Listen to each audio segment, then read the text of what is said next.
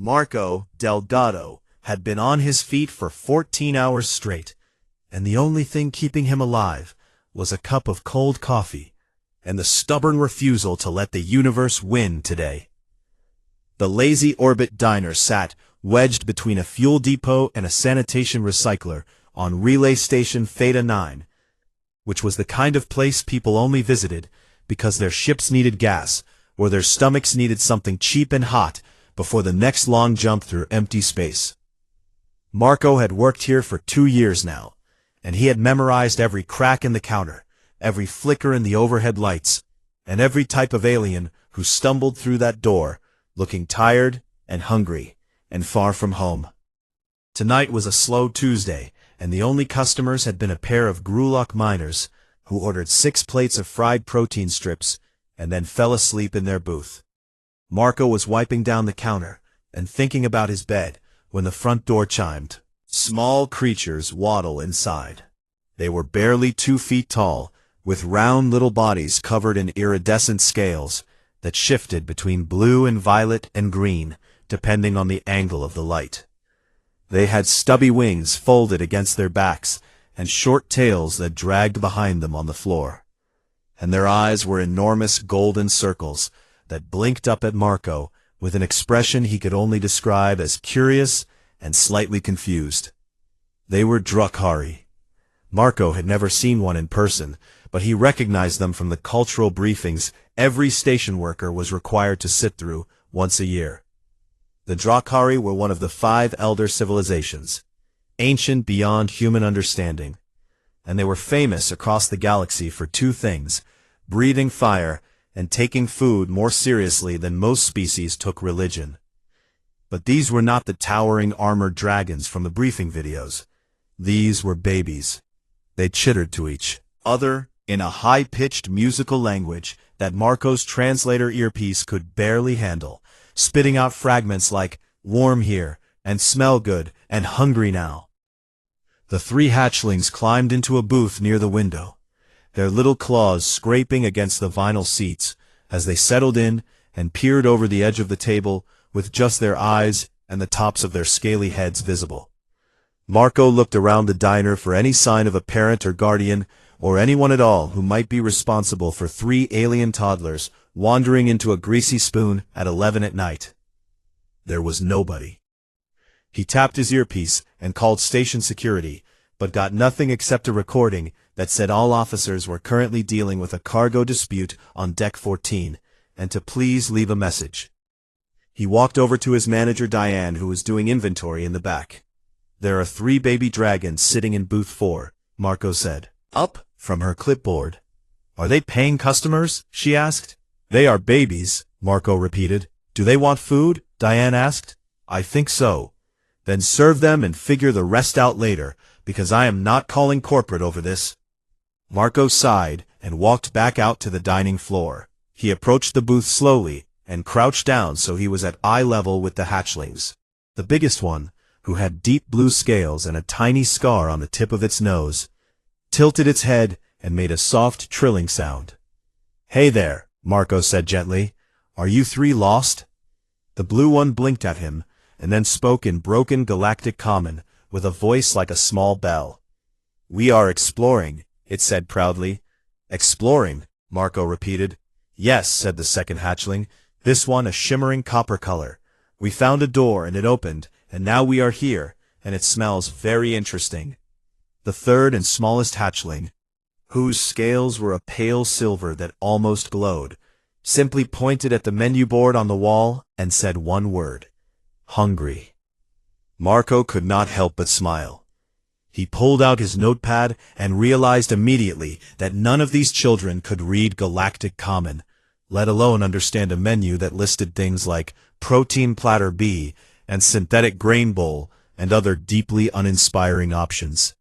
He thought about what to do. He thought about calling security again. He thought about what his grandmother would have done if 3 cold, hungry children showed up at her door in the middle of the night, no matter what they looked like or where they came from. And he knew exactly what she would have done. Marco walked into the kitchen where Big Marta, the night cook, was leaning against the fryer, reading a romance novel on her datapad. "Marta," he said, "do we still have real pasta in the back?" Marta raised an eyebrow. "The Earth import shipment last month." "Yeah. Should be a box or two in dry storage," she said. "Why?" "I'm going to make mac and cheese," Marco said. Marta stared at him for a long moment and then shrugged and went back to their novel. Marco dug through the storage shelves until he found the pasta, and then he found a block of actual cheddar that had been sitting in vacuum wrap, waiting for someone to remember it existed. He pulled out a pot and filled it with water and set it to boil, and while he waited, he grated the cheese by hand, the way his grandmother always insisted, because she said the pre-shredded kind had no love in it. He melted butter in a pan and stirred in flour to make a roux, and then added milk slowly, whisking until it thickened, and then he folded in the cheese and added a pinch of paprika and a little salt and a tiny bit of garlic powder, because his grandmother believed garlic made everything kinder. It was just soft enough, and then he mixed it all together and spooned it into 3 bowls and carried them out to booth 4. The 3 hatchlings watched him approach with wide golden eyes. Marco set a bowl in front of each of them and handed them spoons and stepped back. The blue one sniffed the bowl first and then carefully took a bite. Its eyes went wide. The copper one shoved an enormous spoonful into its mouth and made a sound that was somewhere between a purr and a song. The silver one, the smallest, ate slowly and quietly and then stopped. Marco watched with growing concern as the little silver hatchling set down its spoon and looked up at him with those huge glowing eyes, now wet with tears. "Oh no," Marco whispered, his heart dropping. "Are you okay? Did it hurt you? Are you allergic to something?" The tiny dragon shook its head. "This," it said in a small trembling voice, "this has soul." Marco did not know what to say. He stood there in the middle of his empty diner at nearly midnight on a Tuesday, watching 3 baby dragons eat his grandmother's macaroni and cheese like it was the most important meal they had ever had. And somewhere deep in his chest, he felt something warm that had nothing to do with the kitchen. After the hatchlings finished their macaroni, they had curled up together in the booth like a pile of shimmering gemstones and fallen asleep almost instantly. Their tiny claws wrapped around each other, and their small chests rising and falling in unison.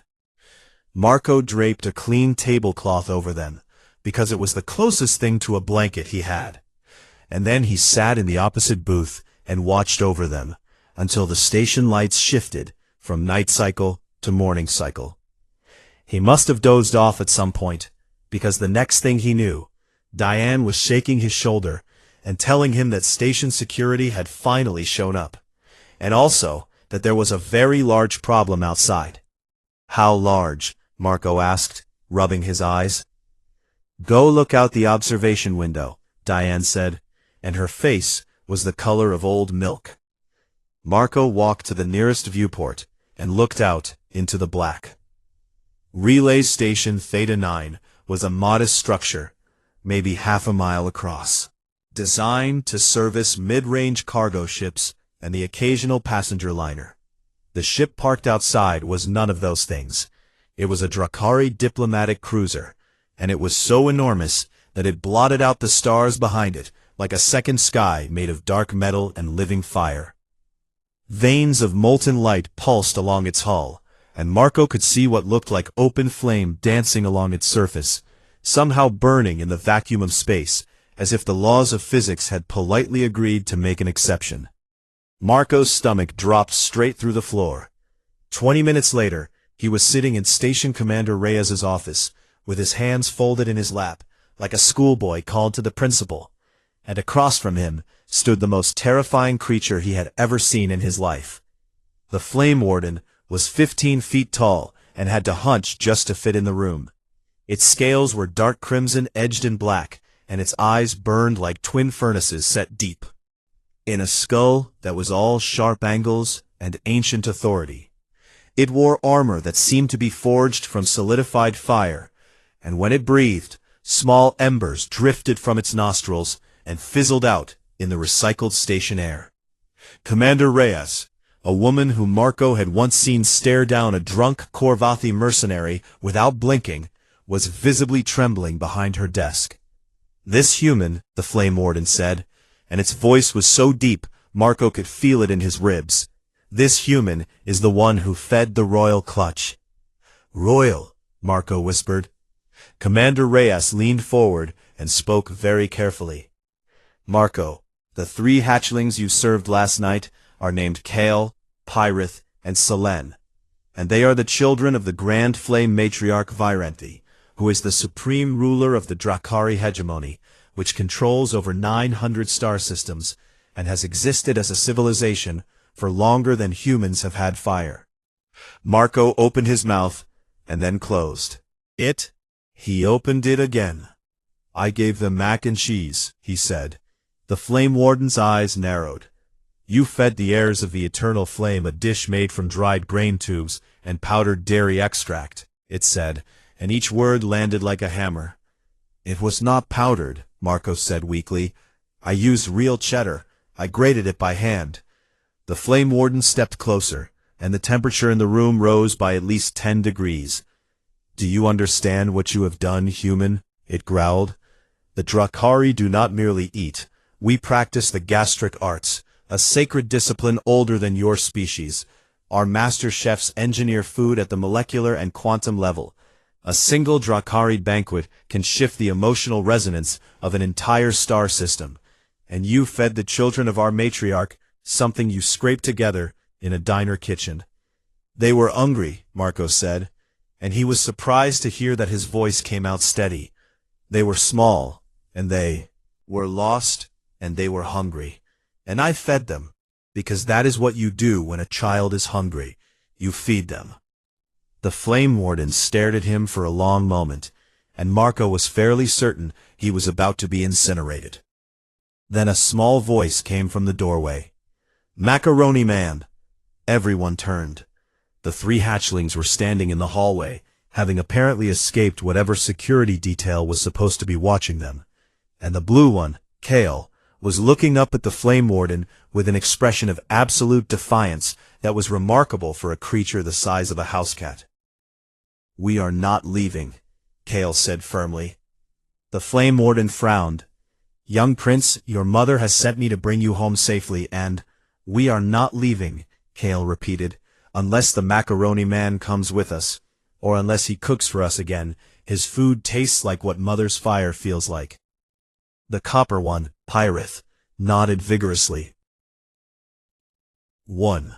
Selen simply walked across the room, climbed up Marco's leg like he was a tree, settled into his lap, and closed her eyes. Marco sat very still, and looked down at the tiny glowing dragon now sleeping on him, and then looked up at the Flame Warden, whose expression had shifted from fury to something Marco could not quite read. Was that shock? Was that wonder? The Warden turned away and pressed a claw to the communication device embedded in its armor. "Open a hyperlight channel to the matriarch," it said quietly. "Priority 1. There was a pause. "Tell her the hatchlings are safe," the Warden continued, and its voice had lost its edge and gained something heavier. "And tell her that a human server in a border station diner made them weep with a dish that has no right to carry the weight it carries." Another pause. "Yes," the Warden said, "I am recommending she come herself." The channel closed. The Warden looked at Marco one more time with those furnace eyes. "You should prepare yourself, human," it said. "The matriarch does not travel lightly, and she will want to understand what you have done, because in 4,000 years I have served the throne. I have never seen a hatchling of the royal blood refuse to leave a place for the sake of someone else's cooking." Marco looked down at Selen, sleeping peacefully in his lap, her tiny chest warm against his legs.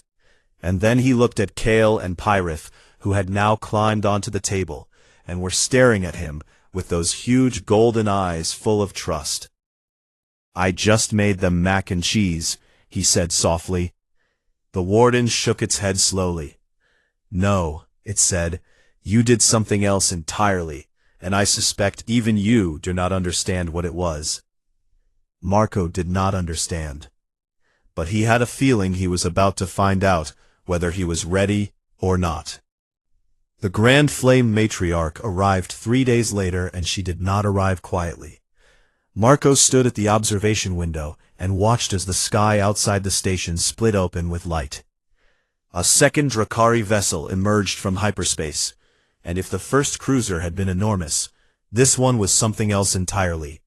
It was a living cathedral of dark metal and flowing fire, its hull carved with symbols that seemed to move and shift like they were breathing, and at its center burned a flame so bright that the station's external cameras automatically dimmed to protect themselves. "The Matriarch's flagship," the crew whispered, "the Throne of Embers." Within the hour, Relay Station Theta 9 was the most important place in the galaxy, and nobody who lived there could quite believe it. Drakari honor guards filled the corridors, each one a towering warrior in flame-forged armor, and behind them came the Conclave of Embers, the 12 greatest master chefs of the Drakari civilization. Marco watched them pass from behind a support pillar, where he was hiding, and trying very hard not to hyperventilate. Each member of the conclave moved with a gravity that made the air feel heavier around them. They wore robes of woven light, and their scales bore patterns that Marco's translator earpiece identified as marks of 10,000 perfected dishes, which was apparently a real unit of measurement in Drakari culture. And then she came. Grand Flame Matriarch Viranthy was not the largest Drakari Marco had seen. The Flame Warden was taller, but she was without question the most overwhelming presence he had ever stood near. She moved like a slow river of power, her scales a deep burning gold, and around her head and shoulders drifted a crown of living flame that cast no heat but filled the room with light. Her eyes were the same golden color as her children's, but ancient and deep and full of something Marco could only sense. Describe as the weight of knowing everything and still choosing to be curious. She looked at Marco, and he forgot how to breathe. "You are the one," she said, and her voice was worn and low and resonated in a way that made Marco's bones hum. "Yes, ma'am," Marco said, and immediately wished he had said something less stupid. The matriarch studied him for a long moment, and then the corner of her mouth curved upward just slightly. "My children have refused to eat anything prepared by our own chefs since returning to the ship," she said. "Selene has gone on what I believe your species calls a hunger strike. She is 4 years old." "I am sorry," Marco said. "Do not apologize," Viranthy said. "Instead, explain what did you put in that dish that made my daughter, who has dined on starlight consomme and nebula-aged proteins prepared by chefs who have trained for centuries, cry over pasta and cheese." Marco swallowed hard. "Love, I think," he said. "Or maybe just butter. I honestly do not know." The matriarch's flame crown flickered, and Marco could not tell if that was amusement or the precursor to being turned into ash. "I am issuing a trial of flavors," Viranthy announced, turning to address the gathered crowd. "This human will prepare a meal for the Conclave of Embers. If they find worth in his food, then he will be honored. If not, then the matter of feeding the royal clutch unsanctioned will be addressed through proper channels." Commander Reyes pulled Marco aside afterward and gripped his arm. "Do you understand what just happened?" she said. "If you fail this, it is not just you. The Drakari could use this as grounds to reduce humanity's standing in the Galactic Council. We are already considered a minor species, and this could push us to margins permanently." "No pressure," Marco said with a laugh that came out slightly unhinged. He walked back to the Lazy Orbit diner in a daze. Marta was waiting for him behind the counter with her arms crossed. "I heard," she said. "I have to cook a 5-course meal for 12 ancient Dragon Master chefs who can taste quantum emotions," Marco said, "and all I have is this diner kitchen." "Then we better get started," Marta said, and she was already rolling up her sleeves. The next 2 days were the most intense of Marco's life. Marta called in every favor she had on the station, and ingredients began arriving. Real tomatoes from a hydroponic garden on Deck 7, actual chicken from a cold storage unit that a freighter captain owed Marta for reasons she refused to explain, flour and eggs and sugar and cream and spices that had no business being on a refueling station in the middle of nowhere. Marco's co-workers showed up without being asked. Jenna brought her mother's cornbread recipe, transmitted all the way from Georgia on Earth. Thomas found honey, real honey, in a trade shop 3 decks down and bought it with his own money.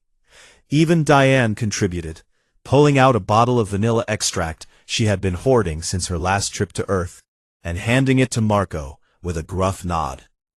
Marco stood in the kitchen at 3 in the morning, surrounded by handwritten recipes and borrowed ingredients, and the people who had become his family, on this little station at the edge of nothing. He chose his menu carefully. First course, tomato soup with grilled cheese, because his grandmother said there was no sadness in the world that a bowl of tomato soup could not soften.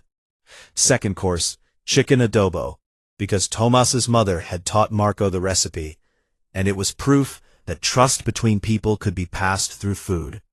Third course, hand-rolled pasta with slow-cooked ragu, because his grandmother made it every Sunday, and the smell alone could turn any room into a home. Fourth course, cornbread with honey butter.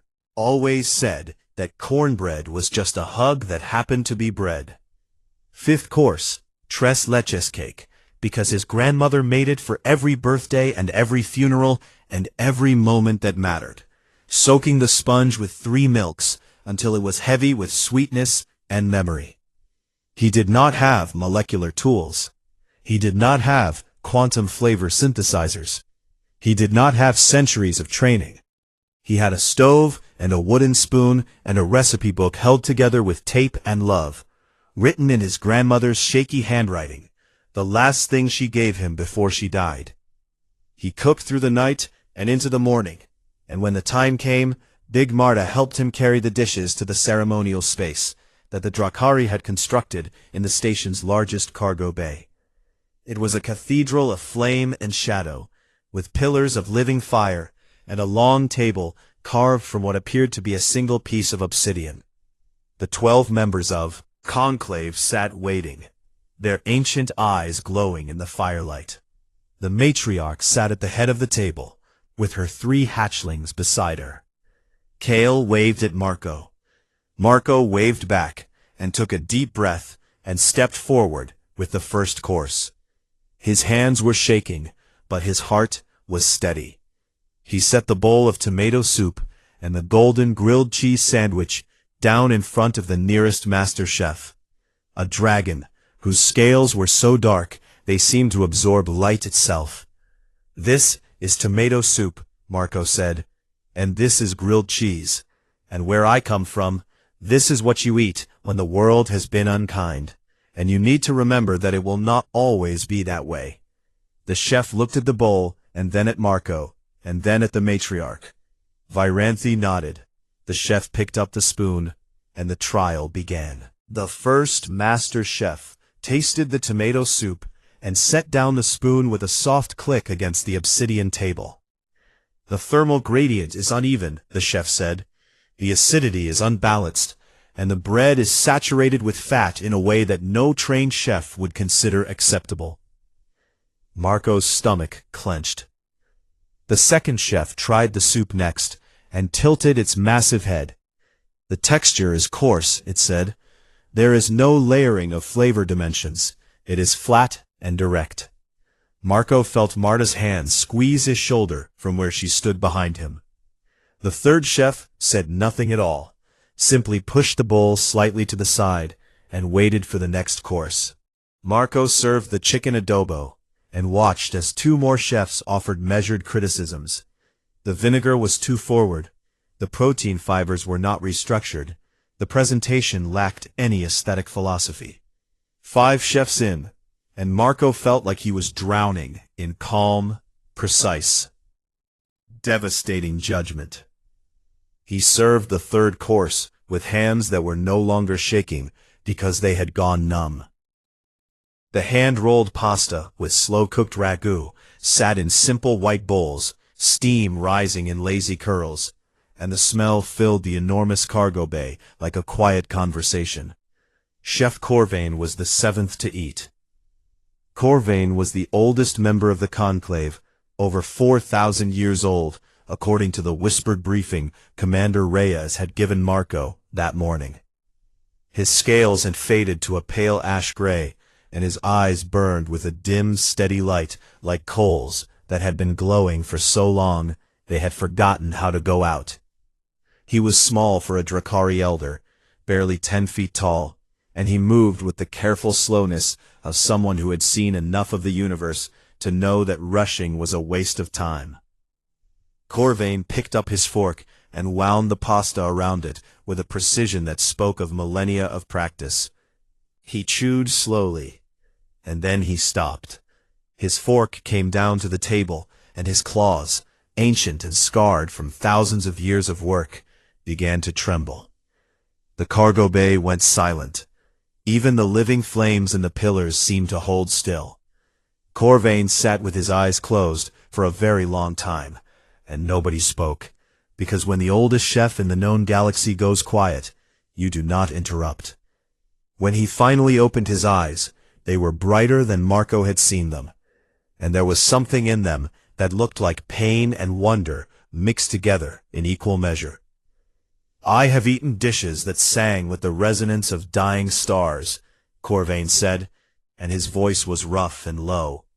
"I have consumed flavors distilled from the emotional spectra of entire civilizations. I have tasted food prepared by chefs who spent 300 years perfecting a single recipe." He paused.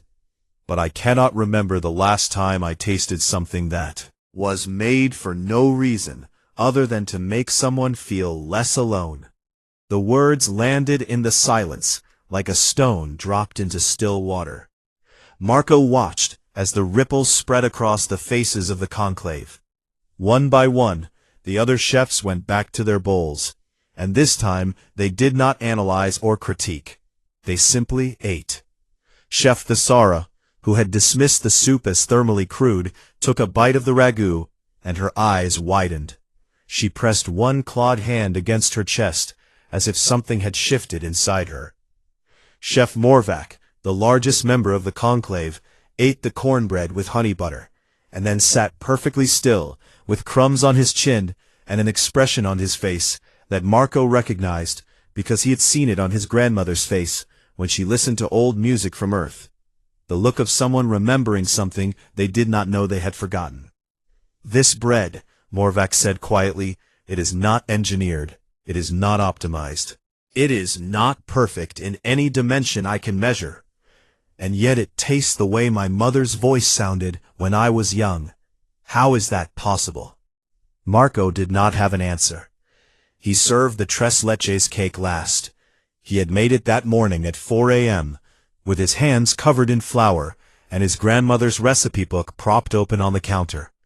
Its pages stained with years of use, and he had followed every step exactly as she had written them, because he could hear her voice in the margins where she had added little notes like, "Do not rush the soaking, let the cake drink," and "This one is for when someone needs to know they are loved." The matriarch was the last to eat.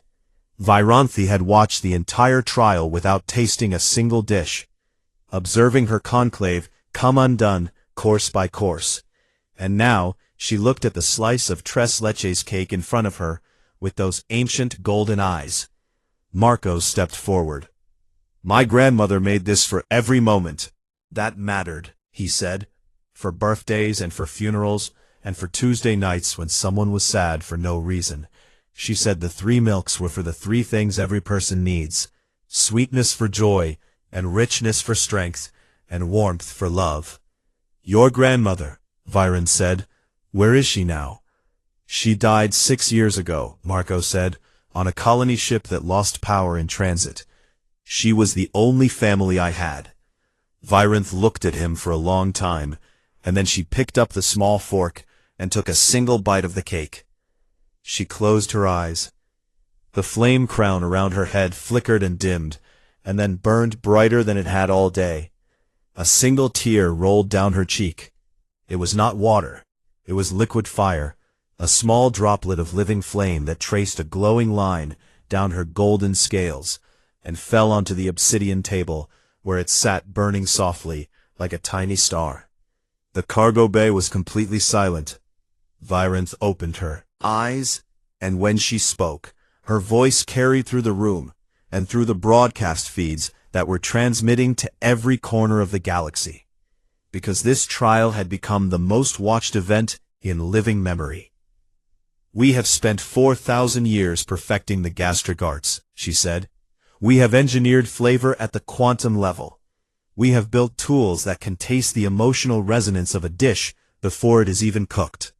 We have trained chefs for centuries, and we have achieved what we believed was the absolute peak of culinary mastery." She looked down at the cake. "And in all of that time, in all of that brilliance, we lost something. We lost the reason food exists in the first place." She looked at Marco. "This is not food," she said. "This is a memory made edible. This is grief and love and loneliness poured into a recipe and served to strangers in the hope that it might make them feel the way a grandmother once made a boy feel safe in an unsafe world." Universe. She stood, and the room stood with her. "We have been so busy perfecting flavor that we forgot why we eat together," she said.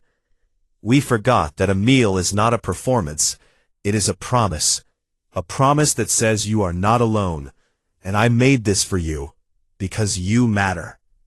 She turned to Marco, and her eyes were still bright with unshed fire. "Human," she said. "What is your name?" "Marco," he said, and his voice cracked on the second syllable. "Marco," Viranthi repeated, and the way she said it made it sound like something important. "You have done something today that no amount of technology or training or time could replicate. You have reminded the oldest chefs in the galaxy why they started cooking in the first place."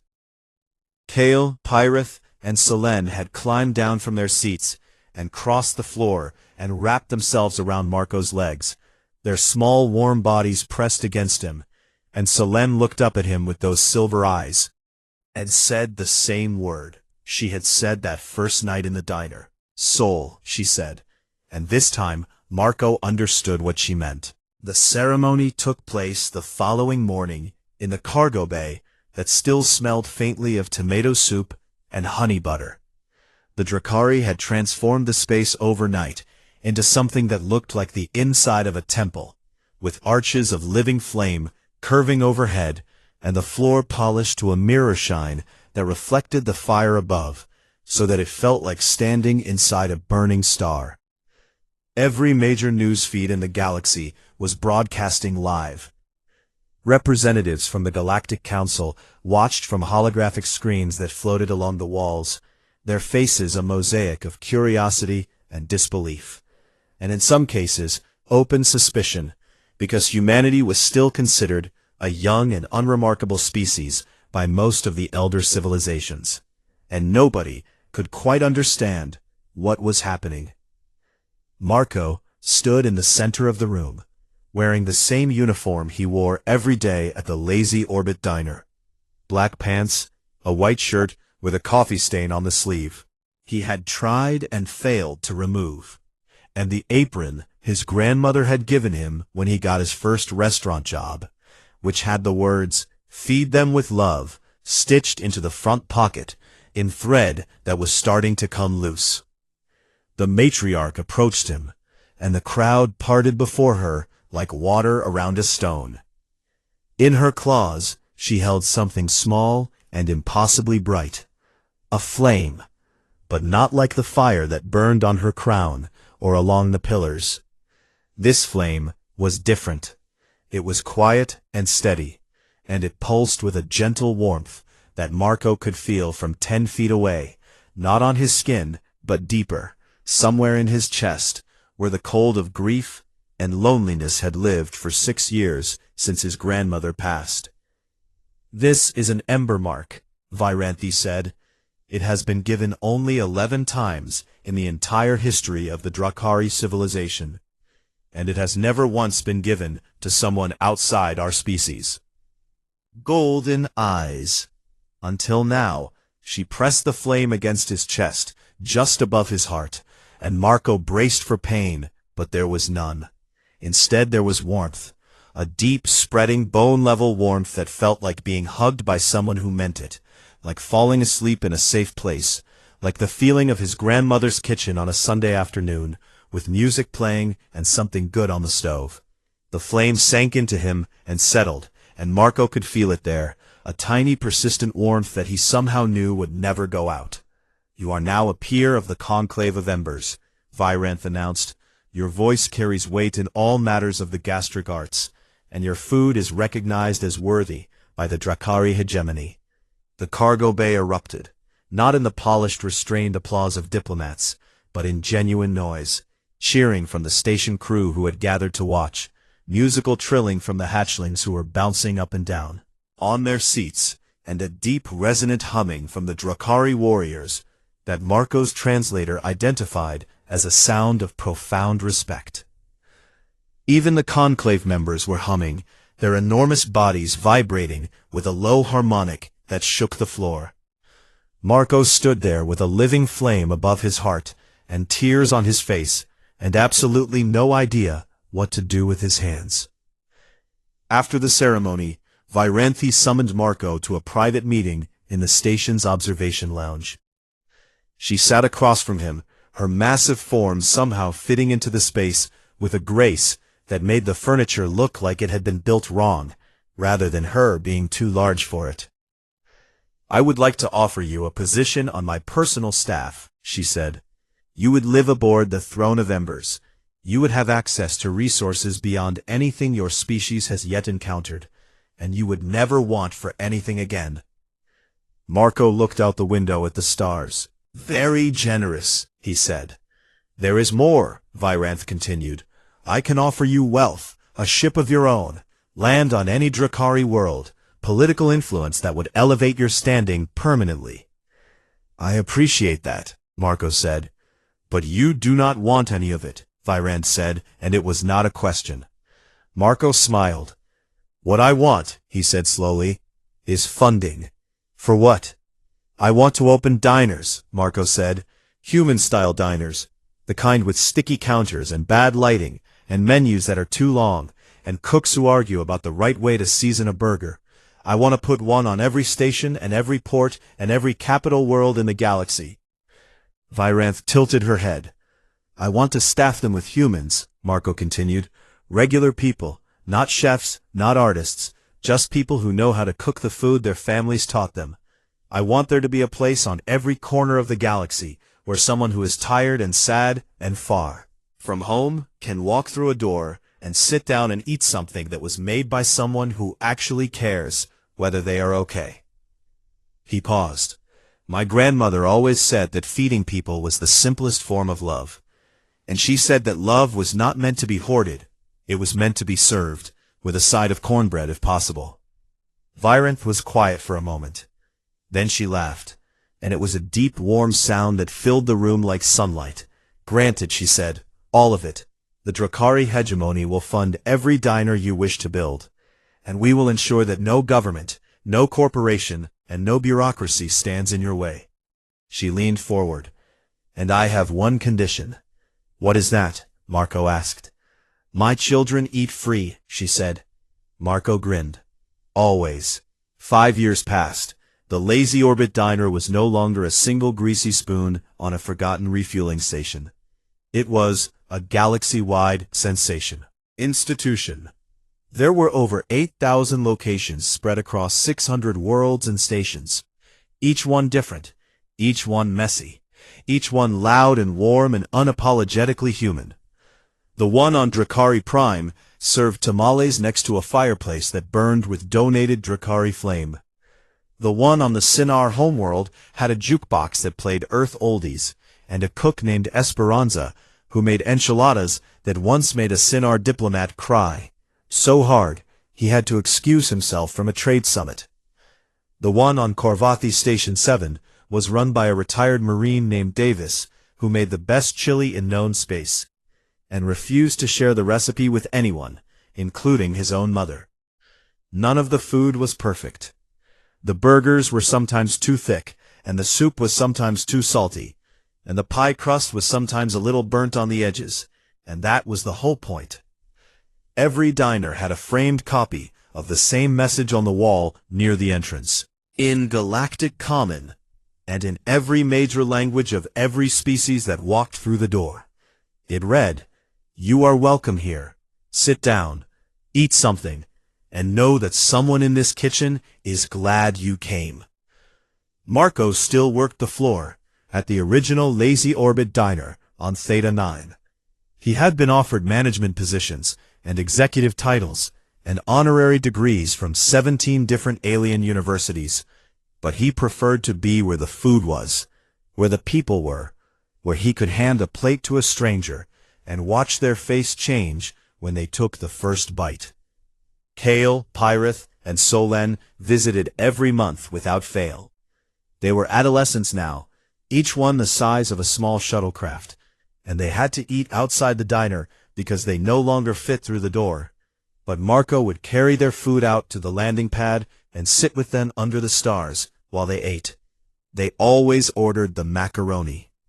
Kale was training to join the conclave someday, and he told Marco that his personal culinary philosophy, which every Drakari chef was required to develop, was going to be built around a single concept: soul. Pyrith had become something of a celebrity on the Drakari homeworld for insisting on cooking with human imprecision, which meant she used her claws instead of quantum tools, and occasionally set the kitchen on fire, and considered both of these things features rather than flaws. Solen, the smallest, the silver one, the one who had cried over a bowl of mac and cheese in a diner at midnight and changed the course of galactic history, she had decided she wanted to be a server when she grew up. "Why a server?" Marco asked her one evening, as they sat together on the landing pad, watching cargo ships drift by like slow fireflies. "Because," Solen said, and her voice was no longer small, but it was still gentle, "the food is important, but it is not the most important thing. Thing is the moment when you set the plate down in front of someone and they look up at you, and they know that somebody in the universe thought about them today. That is what you gave us that first night. Not pasta, not cheese. You gave us the feeling of being cared for by a stranger, and I want to give that to everyone I meet." Marco sat with that for a while.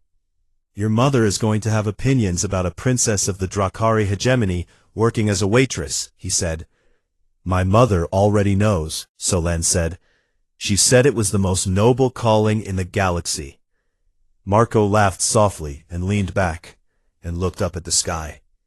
Somewhere out there, on 1,000 stations and 100 worlds, humans were cooking for strangers.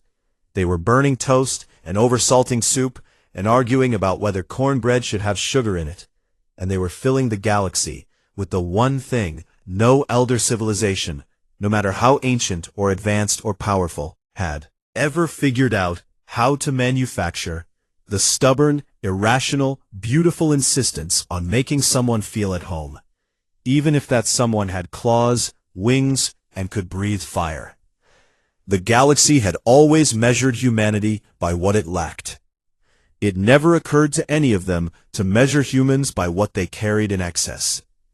Marco reached into his apron pocket and felt the worn edges of his grandmother's recipe book, and above his heart the ember mark pulsed with a warmth that matched the warmth already inside him, the warmth that had always been there, the warmth that started in a kitchen in a house on Earth, where a woman who loved him taught him the only lesson that ever truly mattered: feed them. Feed them and they will know they are not alone.